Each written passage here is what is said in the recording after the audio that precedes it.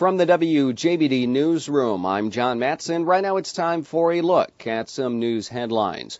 Bond was set at $250,000 for 43-year-old Robert E. Johnston and $25,000 for 26-year-old Angela R. Toland after the rural Jefferson County pair were charged with unlawful child restraint and endangering the health or life of a child.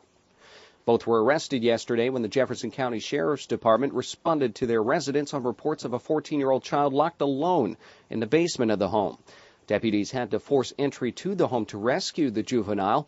Jefferson County Sheriff Roger Maltz says the investigation is ongoing and they haven't determined for how long the child was locked alone in the basement.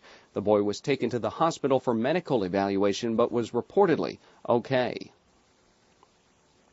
Today is Census Day for the U.S. government. That's the date that they've set for everyone to return their U.S. Census forms. Centralia Mayor Becky Alt says it's important that everyone fill out their forms. We have got to get as close to 100% as possible so that we can get the funding to fix our roads, to do the things that we do for BCMW, to help pay utility bills, to help weatherization.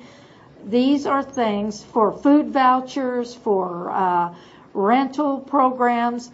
You have to have all people counted.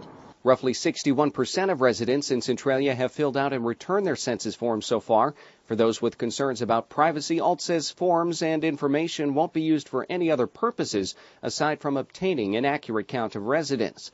In the coming months, census representatives will begin going door to door across the U.S. to make sure citizens submit a form. If you're having trouble filling out your form or haven't received one, you can call 1-866-872-6868.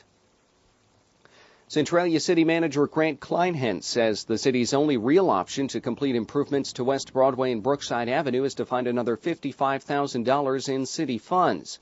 He told the City Council during a work session yesterday afternoon rebidding the project or reducing the scope would likely result in the loss of $428,000 in federal stimulus money that was allocated for the project. The council will make a final decision on funding at its April 12th meeting. Salem firemen report 2 large wood and grass fires yesterday afternoon. One fire burned 5 acres north of the Citation Oil at 2502 Hoots Chapel Road. Odin and Centralia Fire Protection District provided mutual aid assistance. The other fire burned close to the Dr. A. Giabaldi home at 3870 Hester Lane. The cause of the fires has not yet been determined. For WJBD, I'm Jon Mattson. WJBDradio.com